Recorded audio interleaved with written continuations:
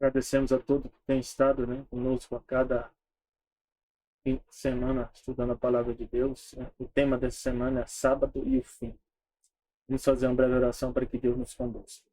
Nosso Deus e Pai, seja conosco, guia nos momentos que se segue, pedimos suas bênçãos em nome de Jesus. Amém. Então, o fim, né? Esse fim aqui nós temos que entender que não é o fim de todas as coisas, né? É o fim do processo, né? Da crise, né? Devido ao pecado. E o sábado está diretamente relacionado com isso, nós vamos perceber.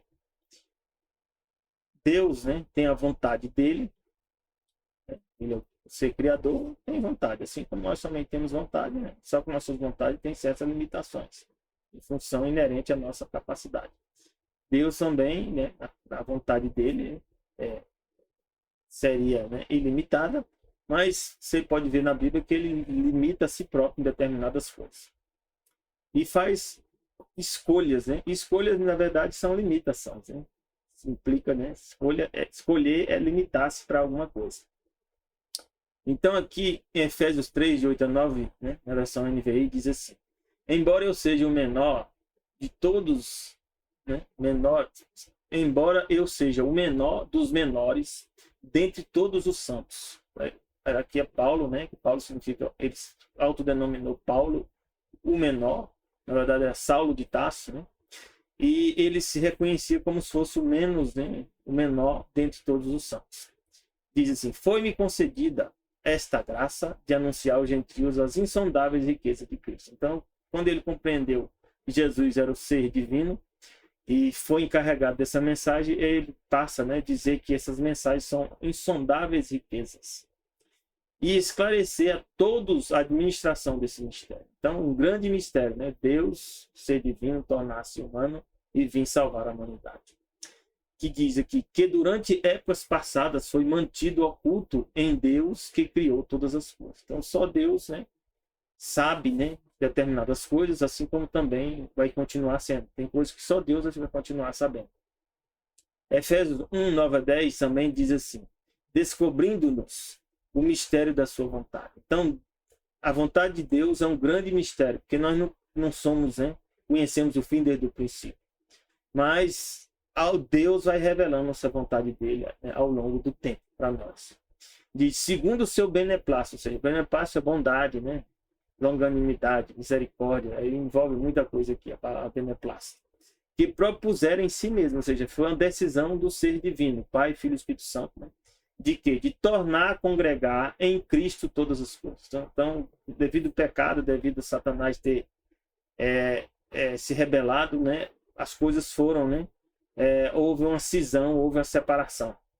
E aí Deus decidiu, né, que através de Jesus Cristo, né? Cristo significa Messias, né? O Messias, Deus ia fazer voltar de novo todas as coisas na dispensação da plenitude dos tempos. Então, quando tudo, né, for concluído, plenitude do tempo, ou seja, quando o tempo for pleno, for do momento oportuno, né, Deus vai congregar em Jesus todas as coisas. Tanto as que estão no céu como as que estão na terra. Então, esse é o propósito de Deus, né? Jesus tornar-se humano. Ele une a terra com o céu e também soluciona o problema do pecado. Romanos 16, né, de 25 a 26, diz assim: ora, nosso Deus é aquele que é poderoso para vos confirmar segundo o meu evangelho. Então, que evangelho aqui é o evangelho que Paulo estava pregando. Então, Deus é poderoso para nos confirmar. E a pregação de Jesus Cristo, conforme a revelação, né, do mistério. Ó. Que mistério é esse? Jesus, né, o ser divino que tornou-se humano, que desde os tempos eternos esteve oculto. Tempos eternos, né? Maravilhoso. Mas que se manifestou agora e se notificou pelas escrituras dos profetas. Então, nós conhecemos a verdade devido às escrituras. Escritura, essa que nós estamos lendo aqui. Então, a verdade está nas escrituras. Segundo o mandamento, né, do Deus eterno. Então, nosso Deus, o Pai, Filho e Espírito Santo, é eterno. A todas as nações para a obediência de fé. Então, o propósito do evangelho, através das escrituras, é o quê? Revelar o mistério de Jesus, né, da salvação em Cristo Jesus, para que nós, né, todos os povos, né, possam ouvir essa mensagem e possam tomar a decisão de obedecer pela fé. Pela fé por quê? Porque a gente não vai ter certeza de tudo, nem nunca vai saber tudo, mas nós temos que saber o suficiente para saber que Deus não mente, que Deus, né, decidiu salvar a mim e a você. Você tem essa compreensão? Espero que você tenha. Se não tiver, que ao longo, né, desse estudo você possa alcançar essa compreensão. Romanos 14, de 10 a 12, diz assim, fala sobre a questão do juízo, a criação e também um acerto de contas. Mas tu, por que julgas teu irmão? Na original aqui a palavra é crino. Crino, né, na verdade é decisão, juízo, né, julgamento, né, determinação, né, de um veredito. Então você tomar a decisão, né, fazer não é fazer só juízo de valor, você julgar, você determinar uma ação, né, e condenar ou considerar aquilo, né, como inocente, né? Diz aqui, por que julgas teu irmão? Ou seja, condenas ou julga, né, ou determina algo sobre teu irmão. Ou tu também, por que despreza teu irmão? É uma pergunta que serve para nós hoje. Pois todos havemos de comparecer ante o tribunal de Cristo. Nós temos capacidade de julgar? Temos. Mas nós temos que ter certeza que um dia todos nós seremos julgados. É um tribunal. Porque está escrito, como eu vivo, né, diz o Senhor, nosso Deus, que todo joelho se dobrará. E aqui envolve todos os seres, né, tanto os que serão salvos como aqueles também que vão se perder. Eles também um dia vão se ajoelhar perante Deus. E toda língua confessará a Deus. Todo mundo vai reconhecer que Deus está certo. De maneira que cada um de nós dará conta de si mesmo a Deus. Então, tem que entender que nós temos que prestar contas perante a quem? A nosso Deus Pai, Filho e Espírito Santo. 1 Coríntios 6, de 1 a 3, diz assim: ousa algum de vós, tendo algum negócio contra outro, ir a juízo perante os injustos e não perante os santos? Então aqui, aquela passagem romana diz que, né, por que nós estamos julgando nosso irmão? E se nós formos entender, às vezes é porque nós estamos cometendo os mesmos erros, né, e estamos querendo condenar aquela pessoa. Julgar significa, né, fazer um juízo de valor e tomar uma posição sobre aquilo. Mas aqui essa passagem de Coríntios já fala também, ó, ousa algum de vós, tendo algum negócio contra outro, seja, algum problema entre irmãos, ir a juízo perante os injustos e não perante os santos. Então a gente tem julgamento perante o quê? Perante os santos. Então você tem que ir perante os santos, ou seja, perante uma comissão, perante, né, um grupo, né, de pessoas que vão avaliar da igreja e tomar uma decisão sobre aquilo. Diz, não sabeis vós que os santos hão de julgar o mundo? Daí aqui fala também a mesma palavra, crino. Então nós, depois de passarmos o processo de julgamento, se formos salvos, nós também vamos participar do julgamento do mundo. Ora, se o mundo deve ser julgado por vós, sois porventura indignos de julgar as coisas mínimas? Então aqui está dizendo que nós devemos julgar. Então temos que ter equilíbrio. São duas passagens, uma que pergunta se por que eu julgo, né? E outra que eu tenho que julgar. Então eu tenho que julgar baseado no quê? Na palavra de Deus, e não no meu pensamento. Não sabeis vós que havemos de julgar os anjos também? Crino? Quanto mais as coisas pertencentes nessa vida. Então nós temos que aprender a julgar. Mas qual é o nosso padrão de julgamento? Aqui a Bíblia fala em Tiago 2, 12 a 13. E nesse julgamento eu tenho que também aprender a julgar a mim mesmo. Ou seja, baseado na Bíblia, eu tenho que me avaliar e ver se eu estou no caminho correto. Assim falai, assim procedei, como devendo ser julgados pela lei da liberdade. Então, a lei de Deus, os 10 mandamentos que nos foram dados, na verdade, nos torna livre. Livre de quê? Do pecado. Você é livre do pecado. Porque diz aqui, porque o juízo será sem misericórdia. Ou seja, o juízo, ou seja, o julgamento será sem misericórdia sobre aquele que não fez misericórdia. O que significa misericórdia? Ao julgar alguém segundo a lei, nós temos misericórdia. Assim como Jesus teve por nós, nós devemos ter misericórdia também pelos demais. E diz que a misericórdia triunfa, né, no juízo. O que é misericórdia? É dar uma segunda chance, dar uma oportunidade, né? É ter dar compaixão, né, por aquela pessoa e dar uma segunda chance. Na verdade, seria isso. Mas se ela quiser a segunda chance, às vezes as pessoas não querem a segunda chance. Deus está dando a segunda chance para cada um de nós, para mim e para você. Se quer a segunda chance é nós tomarmos decisão se aceitamos ou não Jesus Cristo como nosso Senhor e Salvador. É a segunda chance. Por quê? Todos nós já estamos condenados. Só por nascer ser humano nós já estamos condenados o quê? A morrer, a vida eterna. Mas se aceitarmos Jesus, nós somos o quê? Estamos tendo a segunda chance. E o sábado aqui envolve esse aspecto, né? Que nós temos que entender. Por que a mensagem do sábado está atrelada à salvação? Porque o sábado relembra o quê? A criação. Relembra que temos um Criador e que esse Criador estabeleceu um dia de comemoração. Gênesis 2, de 1 a 3 diz assim: assim os céus e a terra e todo o seu exército foram acabados. E havendo Deus acabado no dia 7, Deus acabou o quê? As coisas que ele tinha criado, né? No dia 7º, ele acabou a obra que ele fizera, tinha terminado. E o que ele fez? Descansou no 7º dia. Então, o 7º dia é o quê? É o que nós chamamos de sábado. Significa descanso. No 7º dia de toda a sua obra. Não é o primeiro, nem segundo, nem terceiro, nem quarto, nem quinto. É o quê? É o sexto. O sexto não é também.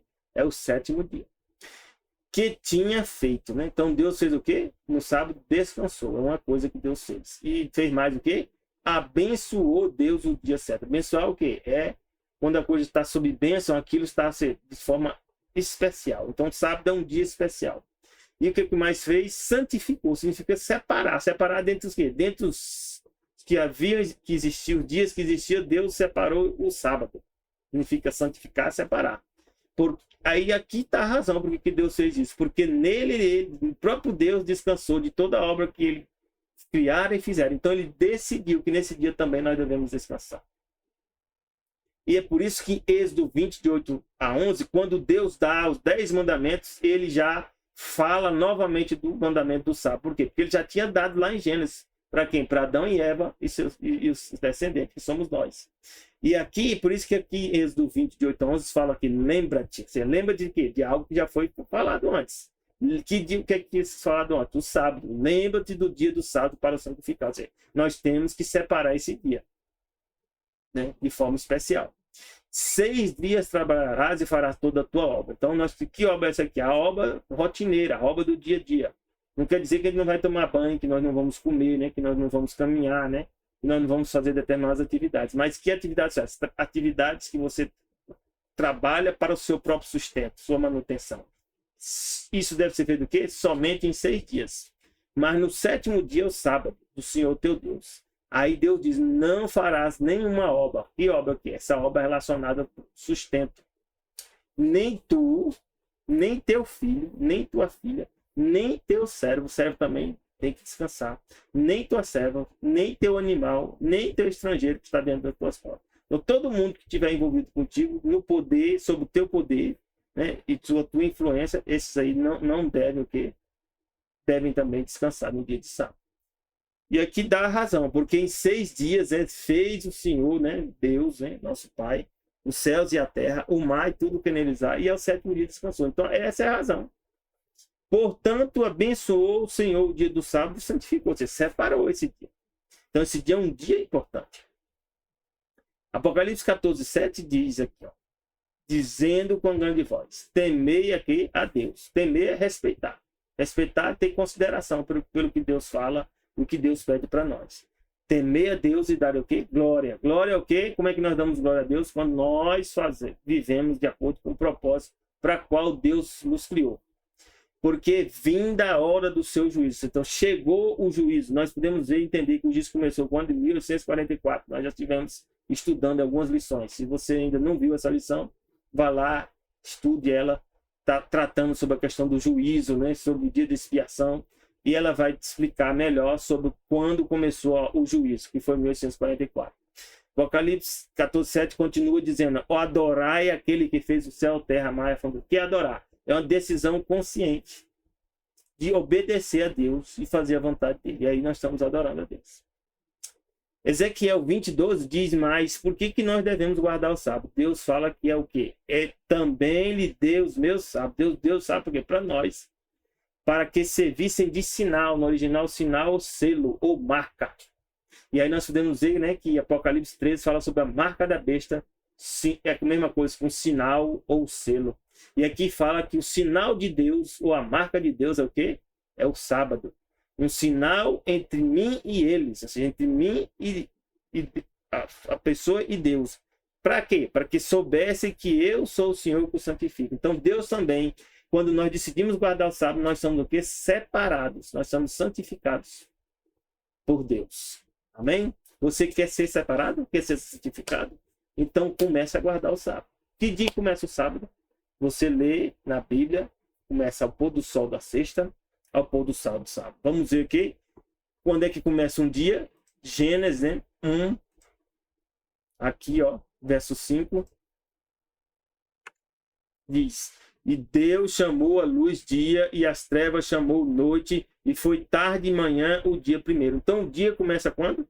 Na tarde, né? E encerra, né, na outra tarde. Então o sábado deve ser guardado o quê? Do pôr do sol da sexta ao pôr do sol do sábado. A tarde da sexta à tarde do sábado. Por que eu digo isso? Porque o calendário nosso é errado. É ensinado errado, ensina errado as pessoas. Então, existem enganos que são sutis, né? Que demora para a gente entender, demora para a gente compreender, mas também tem enganos que não são tão sutis. Que eles estão aí e estão se espalhando. Salmos 33:6 diz assim: pela palavra do Senhor foram feitos o quê? Os céus e todo o exército deles, pelo Espírito da sua boca. Deus só falou. Salmo 33:9 diz como é que Deus criou. Porque falou e foi feito. Ele falou. Mandou e logo apareceu. Ou seja, quando Deus fala e dá uma ordem, as coisas aparecem. Elas cumprem a ordem de Deus. Gênesis 1:1 diz que no princípio, ou seja, todas as coisas, criou Deus o quê? Criou bara. Esse bara aqui é criar algo de que não, alguma coisa que não existe ainda, ela passa a existir. Então Deus criou o céu e a terra. De quê? Do nada, da não existência. E quem é esse Deus que criou? Nós podemos ver que Colossenses 1:15-17 diz que Jesus é a imagem do Deus invisível, né? Que é por isso que João chama ele lá em João de 1:1-3, chama de Logos, ou a palavra, ou o verbo. O Logos, né? Pela modelo, né? A interpretação modelo dos povos gregos, né? Romanos, diz que o Logos era o que? A manifestação do Deus invisível. E aí, justamente, Jesus é a imagem do Deus invisível. É o primogênito, aqui no a palavra primogênito significa o quê? O principal de toda a criação. Porque Jesus também passou, ao tornar-se humano, a ser um ser, né, que faz parte da criação. Porque nele foram criadas todas as coisas. Só que aí Jesus, né, além de tornar-se humano, ele é o ser divino. Por isso que diz que nele, em Jesus, foram criadas o quê? Todas as coisas. Que há nos céus e na terra. Que coisa é essa? As visíveis e as invisíveis. Sejam tronos, ou seja, existem tronos, tem dominações, nós nem vimos isso aí, né? Mas existem. Principados e potestades. Tudo foi criado por ele e para ele, ou seja, com o propósito de satisfazer ao nosso Deus, nosso Senhor Jesus, para ele. Jesus é o que? Antes de todas as coisas subsistem, ou seja, se mantém existindo por causa de quem? Por ele. Então, tudo que existe, se ainda está existindo, é porque Jesus está mantido. Amém? Hebreus 11:1-3 diz assim para nós: pela fé entendemos que os mundos, em alguns a palavra aion, ou universo, né? Os mundos ou universo, pela palavra de Deus foram criados. Novamente o quê? Pela palavra. De maneira que aquilo que se vê não foi feito do que aparenta. Daquilo que a gente vê hoje, vem do que a gente não vê. Nós não conseguimos perceber. Gênesis 1:5 diz: Deus chamou a luz dia e as trevas chamou noite. Foi tarde de manhã o dia primeiro. Dia no original lá significa o quê? Ion. Esse dia é o quê? Uma tarde amanhã, que é equivalente mais ou menos 24 horas. Não é 24, o dia não é 24 horas de forma perfeita. Diz aqui: e Deus, ao criar, né, dia e trevas, né, Deus fez separação. Criou o quê? Gênesis 1:16, Deus fez dois grandes luminares. E dois grandes luminares. O que é luminar? Que gera luz. Quem é? Diz aqui, o luminar maior para governar o dia. Nós não temos dúvida que esse luminar maior aqui é o sol. E o luminar menor para governar a noite. Então, Deus está dizendo que criou a lua também como um luminar. Ou seja, também a lua tem luz própria. É por isso que diz que os enganos hoje estão espalhados. Que é ensinado para nós que a lua recebe a luz, né, que vem do sol. Mas isso não é a verdade. A verdade é que Deus revela. Então Deus criou dois corpos celestes que têm luz própria. O sol e também a lua. Talvez você não soubesse isso, né? Ou lesse a Bíblia várias vezes e não tivesse percebido isso. Esse é um engano o quê? Sutil. Deus também fez o quê? As estrelas, né? E como é que vem o ano? Né? O ano é estabelecido, né? Nosso calendário, nossos... Pela o quê? Primavera, verão, outono e inverno. 4 estações. Que é chamado ano trópico ou ano solar. É mais ou menos, né? Baseado, né? Na noção de tempos que nós temos, que a gente tem que entender que 1 minuto é 60 segundos. Esses segundos aí era dedicado aos deuses babilônicos. Então, nosso tempo, nosso calendário, é tudo baseado no sistema babilônico. É por isso que 1 minuto é 60 segundos, né? 1 hora, 60 minutos. Né? E aí, metade de um mês, de um dia, é 12 horas. Porque nós tínhamos o quê? 12 deuses. E 24 horas termina dando esse tempo, né? Equivalente ao quê? 365,24, 242. Na época de Daniel, no início do Império Babilônico, né? O tempo, na verdade, não era 365 dias, era o quê? 360 dias, né? Que era uma média de 28 a 30 dias, daria mais ou menos 360. Né? E aí nós podemos ver aqui, ó, que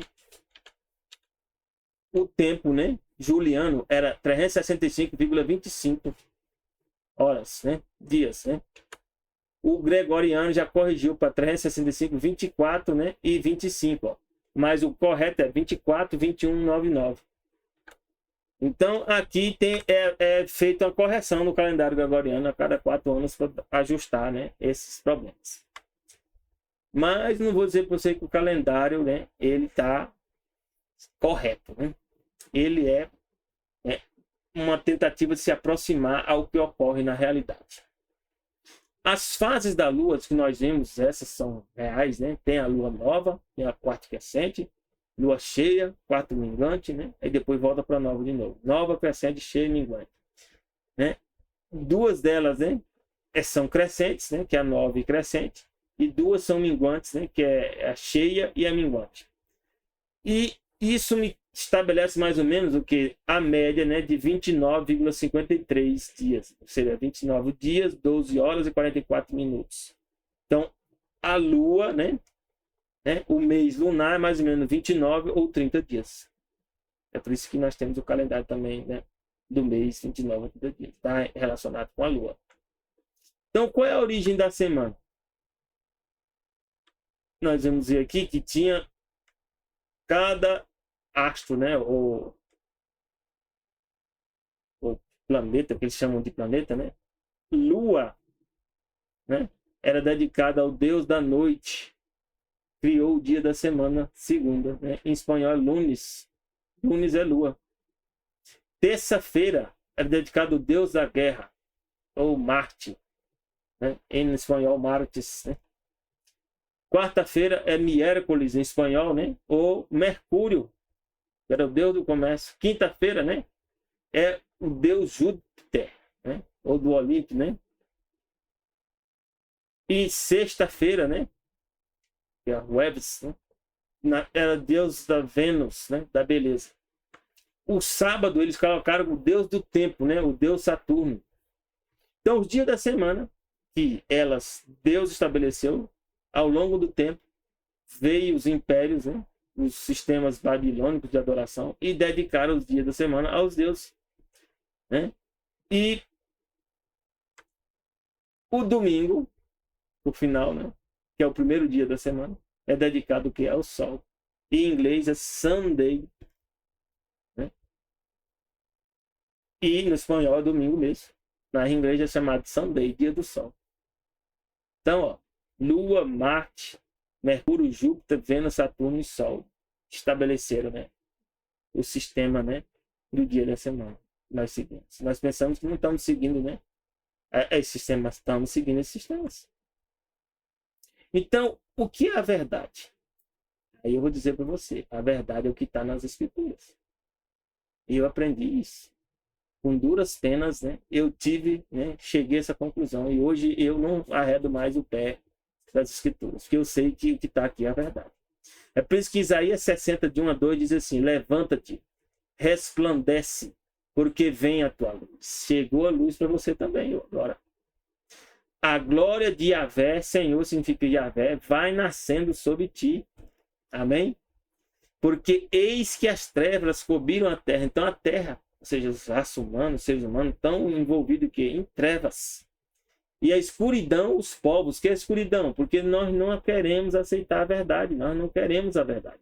Mas sobre ti virá surgindo a glória, né, de Deus, se verá sobre ti. Por quê? Porque se você aceita Jesus, a glória de Deus vai se resplandecendo em você. Cada vez mais você vai conhecendo a verdade e você vai sendo o quê? Livre. Amém? Você quer ser livre? Então leia a Bíblia. E não só leia a Bíblia, não. Aceite e siga a Bíblia como a verdade que ela é. É por isso que aqui eu vou dar um exemplo. Mateus 5, 44, 5, né? Alguns dizem, né, que a terra está se movendo ao redor do sol, né? E que a terra se move ao redor de si próprio, né? A lua se move ao redor da terra e a terra se move ao redor do sol e o sol se move na galáxia. Né? Mas, de qualquer maneira, a terra está se movimentando em torno do sol. Só que a Bíblia diz aqui, né?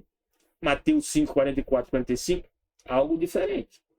Eu, porém, vos digo, isso aqui, quem falou isso aqui foi Jesus. Amai os vossos inimigos. Aqui é algo literal, amar vossos inimigos, né? Bendizei aos que vos maldizem, também é literal. Fazei bem aos que vos odeiam, também é literal. Orai pelos que vos maltratam, também é literal. E vos perseguem, literal também. Para que sejais filhos do vosso Pai que está no céu. Então, toda essa passagem até aqui é literal. Então, a tendência é que o restante da passagem também tem que ser literal. Alguns chegam, né, dizer que no início é literal e depois agora passa, de repente, passa a ser o quê? Não literal, ou seja, é uma metáfora, é algo, né, que tem que ser interpretado, né? Eu discordo disso. Pelo que Deus tem falado. Se ele diz algo literal, permanece literal. Quando ele diz que algo é profecia, é símbolo, depois o símbolo é explicado. Aqui Jesus não procurou explicar símbolo nenhum aqui. Nem Jesus falou que isso aqui era parábola. Por isso que aqui Deus, né, Jesus diz, porque faz que seu sol se levante. Então quem se levanta aqui é o sol. É o que está escrito. Sobre quem? Sobre os maus e os bons. Ah, mas não é a terra que se move. Meu amigo, fica complicado agora. Dizer que Jesus está mentindo aqui, complicado, né? Para mim, Jesus não mente. Jesus diz que o sol se levanta sobre os maus e os bons. E a chuva desça sobre justo e injusto. Então aqui também é literal. Então, tá vendo como a verdade está na Bíblia, mas muitas vezes nós não aceitamos como verdade. Que nós temos o quê? Um ensinamento que combate a Bíblia, que combate a verdade. Gênesis 1,16 diz assim, ó, Deus fez o quê? 2 grandes luminares, né? Então hoje nós sabemos que quem são esses 2 grandes luminares? Sol e Lua. Então a Lua também tem luz própria. A Bíblia diz também em Salmo 104, 19, diz o quê?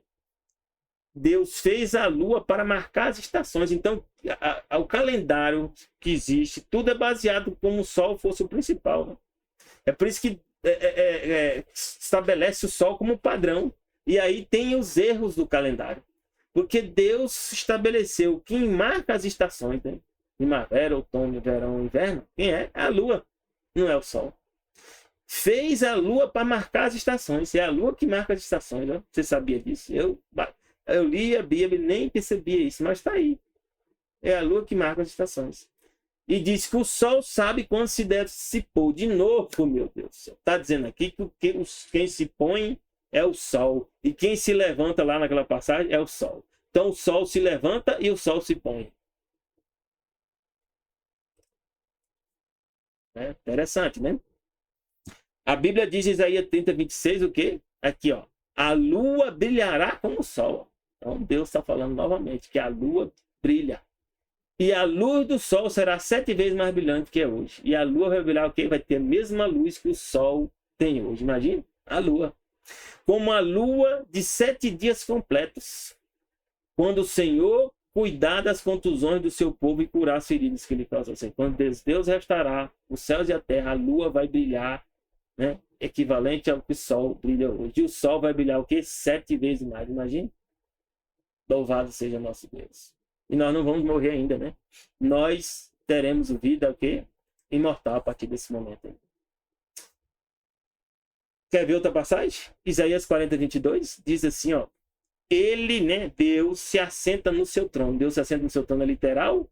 Ou é uma metáfora? Ou é um símbolo? Não é símbolo nenhum. Deus se assenta no trono. Acima da cúpula da terra. Então a Bíblia está dizendo que Deus está sentando num trono no céu dos céus, acima da cúpula da terra. Então diz que a terra tem uma cúpula. Em algumas passagens fala firmamento. Ou seja, cúpula é o quê? Como se fosse uma abóboda. Isso é verdade? Ou isso aqui é um símbolo? Ou uma metáfora? Ou uma parábola? Não é parábola. Então, meus irmãos, sejam bem-vindos.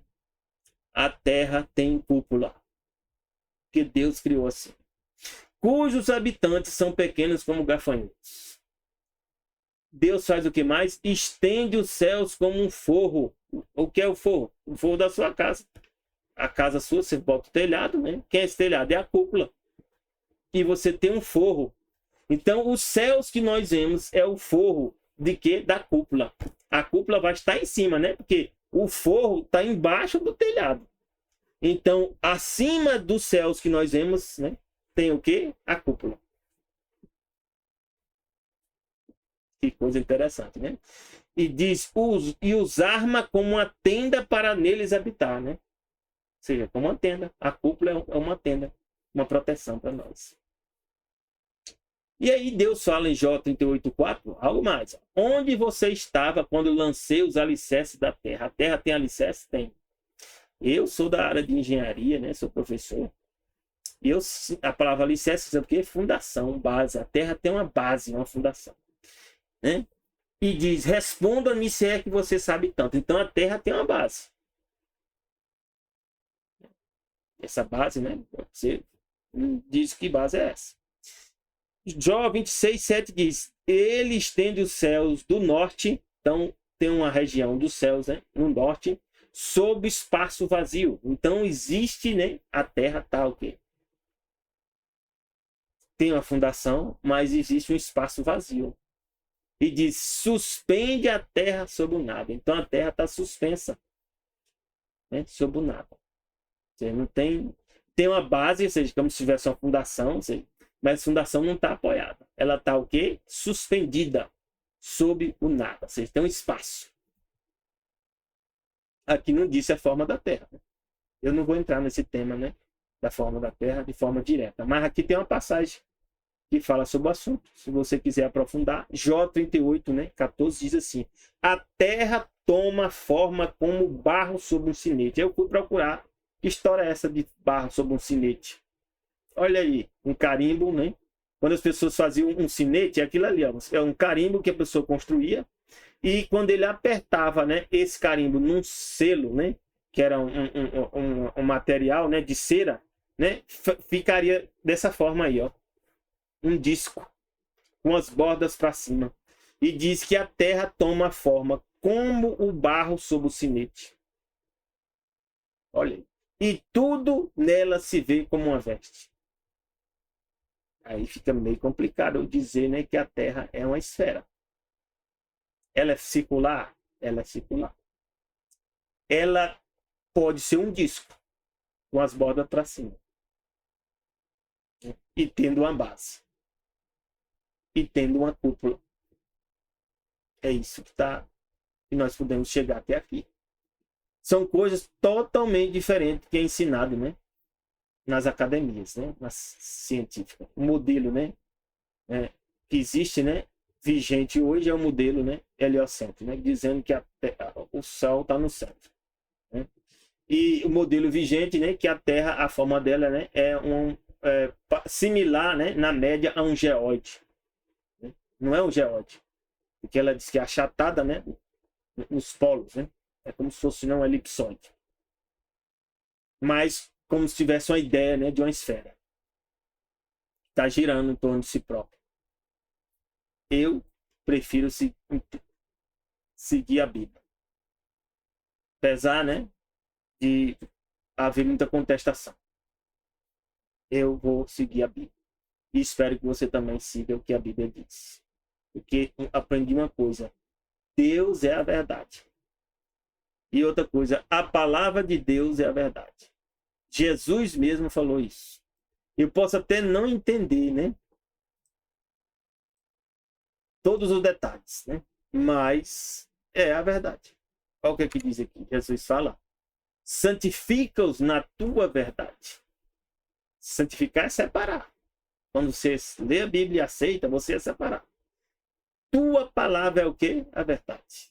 Amém? Então, sendo a palavra de Deus a verdade, aí pode ter duas interpretações. Aquilo que a gente leu pode ser o quê? Uma parábola, pode ser uma metáfora. Até agora eu não consegui perceber que é isso, não. Para mim, aquilo ali são tudo passagens literais. Até agora não dá para eu dizer que aquilo ali é algo, metáfora ou uma parábola. Então, um dia nós vamos ter certeza de tudo ali que está escrito. Eu tenho certeza já que aquilo ali é a verdade. 1 João 5, 3 e 4 diz: porque este é o amor de Deus. Qual é o amor de Deus para nós? Alguns confundem amor, né? Sabe o que é amor? Guardar os mandamentos. O que é o mandamento? Tudo que Deus revela na palavra dele. E o que é guardar? Obedecer, saber que é a verdade, seguir. Os seus mandamentos não são pesados. Os mandamentos de Deus não são pesados. Porque todo que é nascido de Deus vence o mundo. Ó. Nós só vamos vencer o mundo se nós decidirmos guardar os mandamentos de Deus. O que é decidir guardar os mandamentos de Deus? Primeiro eu tenho que saber que a Bíblia é a verdade. E quando Deus fala algo na Bíblia, aquilo ali é a verdade. E se vier alguma coisa contrária àquilo, nós temos que saber que aquilo está errado.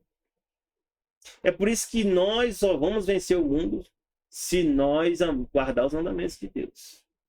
E essa é a vitória que vence o mundo, que é a nossa fé. A fé é que nos habilita a entender que Deus fala é a verdade. Amém? Não quer dizer que nós vamos guardar os mandamentos perfeitamente, não. Senão, Jesus nem precisava ter vindo. Jesus veio porque não consegue guardar.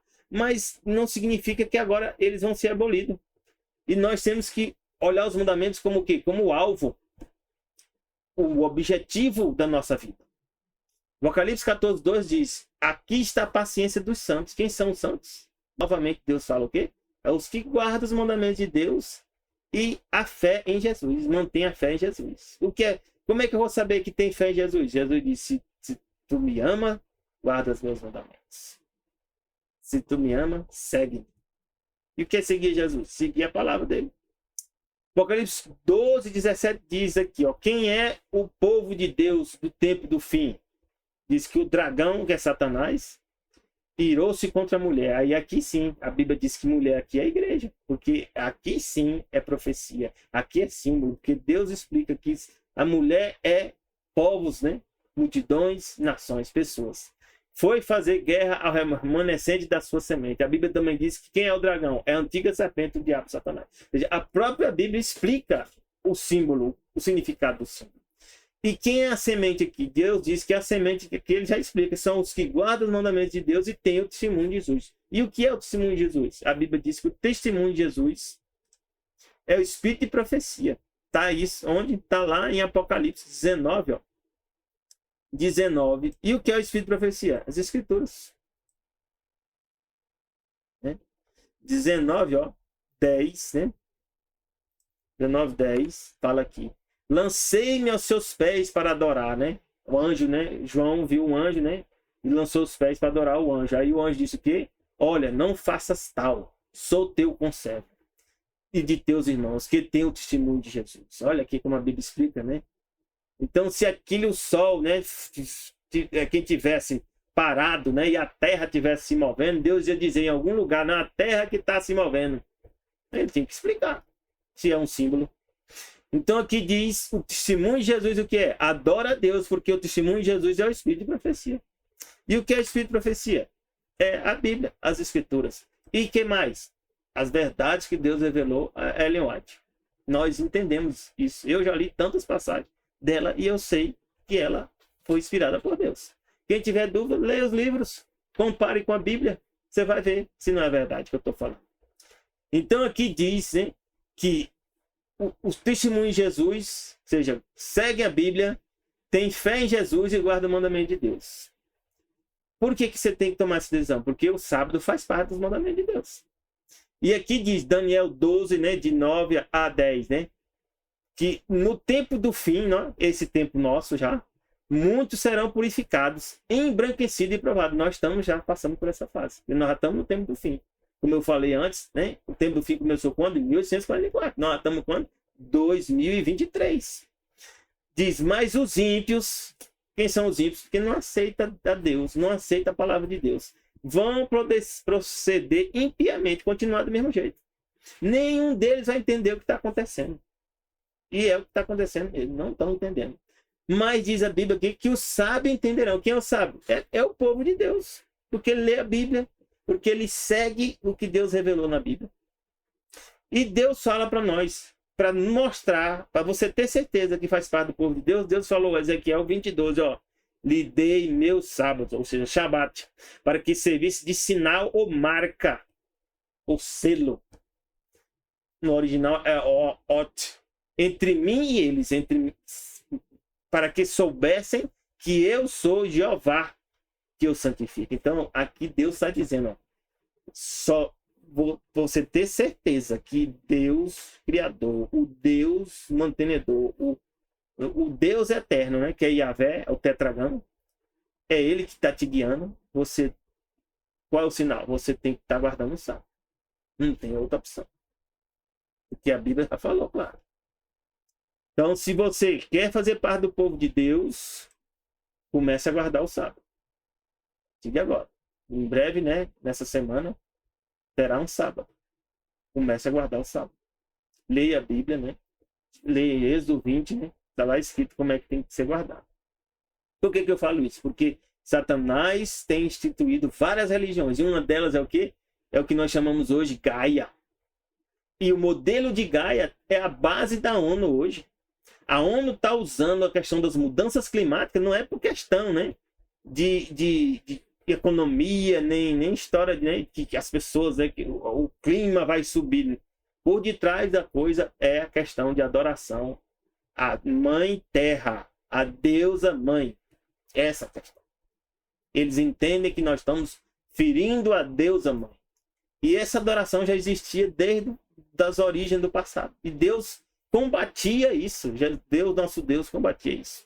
E a Bíblia fala lá em 1 Reis, né, que esse povo, né, adorava a deusa Mãe com outros nomes só. 1 Reis 14, de 22 a 24, diz: fez Judá, ou seja, o povo de Deus, o povo de Israel, fez o que era mal aos olhos do Senhor, e com seus pecados que cometeram, provocaram Deus a zelos, mais do que todos os seus pais fizeram. Imagine se nós não estamos fazendo isso hoje também. Eu não estou, não. Graças a Deus, Deus me livrou.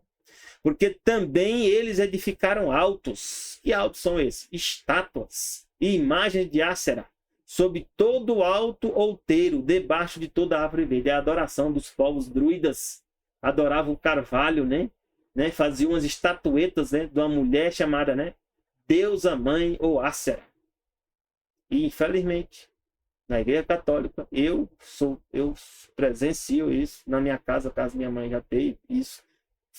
Maria, eles pegaram Maria, né, colocaram também numa caixinha de madeira para você adorar, né, rezar ali em Maria. Era o que existia no passado, né? Esse sistema existia para adoração à deusa mãe, essa Ácera. E também diz que esses povos que adoravam a deusa mãe, os homens tinham que ser o quê? Infelizmente, essa é a verdade. Sodomitas. Eram homens que tinham relações com homens. Eram chamados prostitutos cultuais. Esses homens ficavam no templo igual algumas mulheres, e as pessoas que iam adorar essa deusa mãe, eles tinham que ter relações com essas mulheres e relações com esses homens. muitas vezes homem com homem. E aí Deus diz o quê? Que esses sodomitas fizeram conforme todas as abominações dos povos que o Senhor tinha expulsado diante dos filhos de Israel. E hoje, né, nós podemos ver, né, que homem tendo relação com homem, mulher com mulher, é estimulado. E às vezes as pessoas pensam que às vezes não tem nada a ver com adoração. E tem. A Bíblia não mente. Patriarcas Profeta diz, ó, Jericó era uma das principais sedes do culto idólatra, sendo dedicada especialmente a Astarote. Astarote é outro nome do que? Dessa deusa Áshera. A deusa da lua. Ó, a deusa da lua, que é o dia da deusa da lua, é o segundo, ó, segunda-feira, o lunes. Deusa da lua. E o outro é o que? O deus sol. Então, os dois deuses principais, né? Estão próximos, né? Um é o deus sol, que é o domingo, e outro é a deusa lua, que é a segunda. E o símbolo do deus sol é isso aí, ó. Esse obelisco aqui. E esse obelisco, né? Aqui em São Paulo, na praça, né? São Paulo, né? Tem o obelisco, né? Até aqui em Barreiras, né? Na cidade também existe obelisco. Existe obelisco até nos cemitérios. E o que significa o obelisco? Deus fala, são as colunas sagradas. Deuteronômio 16, 21-22 diz, não erga nenhum poste sagrado. Deus, quando dizia que o povo de Israel, né, ou Abraão, ou Jacó tinha que fazer, né, um altar, era só de pedras, não podia ser pedras talhadas. Por quê? Porque não podia fazer um obelisco. Não erga nenhum poste sagrado além do altar que construir em honra do Senhor, do seu Deus. Nem levante nenhuma coluna sagrada. Imagine, nós, seres humanos, ainda continuamos fazendo isso. Alguns continuam fazendo isso. Se coloca nas praças. Pois isto é detestável para o Senhor, seu Deus. É sinal que os sistemas antigos de adoração continuam. Deus diz o quê? Êxodo 23, 24. Não se curvam diante dos deuses deles, nem lhes prestem culto, nem sigam as suas práticas. Destrua totalmente e quebra as suas colunas sagradas. O correto é a gente destruir isso aí. Mas, infelizmente, hoje é muito difícil. Sabe por quê? Porque Deus fala aqui em Isaías 65, 17. Ó. Porque eis que cria um novo céu e nova terra, e não vai ter mais lembrança das coisas passadas. Mas esse sol e nova terra não vai ser para todo mundo, não. Deus fala em Isaías 66 aqui, ó, 16, 18, né? Que com fogo e com sua espada, Deus, nosso Senhor, entrará em juízo com toda a carne. É o julgamento. Os mortos do Senhor serão multiplicados, e muitos morrerão. E diz, quem é que faz parte desse grupo? Os que se santificam e purificam nos jardins, ou bosque. Ó. Isso aqui é a adoração à deusa Lua, à mãe terra, à deusa Gaia. Em alguns lugares chamado Pachamama. Né? E tem um grupo, né, que faz parte desse grupo, que comem carne de porco. E alguns acham ainda que você pode comer qualquer coisa, né? E Deus colocou lá a cesta, né, para Pedro, né, que era para comer de tudo. Deus não mente, meus irmãos. Deus está falando aqui do futuro, que essas pessoas não vão estar na eternidade. Pessoas que comem carne de porco e abominação. Ou seja, outros, né, animais, né, impuros que Deus condena. E também rato, juntamente que essas pessoas consomem esses alimentos impuros, que está lá em Levítico 11, serão consumidos, diz o Senhor. Pois é sério. Porque Deus fala, conheço as suas obras e os seus pensamentos. O tempo vem, eis que ajuntarei todas as nações e línguas, e virão e verão a minha glória. Está vendo aqui que é o futuro? É quando Jesus voltar o quê? Na segunda vinda. Isso vai acontecer, meus irmãos. E você ainda está envolvido com um tipo de coisa dessa, meu irmão. Decida deixar a partir de agora. E Deus te abençoe na tua decisão. Segundo Crônica, Deus fala aqui, deixaram a casa do Senhor, o Deus de seus pais, serviram a imagem do bosque. Ó. Quem é a imagem do bosque? Astarte, Ácera. Hoje é chamado de Gaia, ou deusa mãe, ou terra. Que hoje instituiu o sistema, né, das mudanças climáticas. Porque as pessoas estão ferindo, né, a deusa mãe, ou Gaia. Mas Deus diz o quê? Que isso aqui é adoração falsa. E aos ídolos. Então veio grande ira de Deus sobre Judá e Jerusalém por causa disso. Graças a Deus também não está com ira hoje sobre isso? Tá, com certeza. E aqui, para finalizar, Deus fala o quê? Isaías 66, 22, 23. É a continuação do texto. Ó. Porque como um novo céu e a nova terra que ele fazer, estarão diante de mim a face, diz o Senhor. É a continuação do futuro. Assim também há de estar a vossa posteridade. Espero que esteja.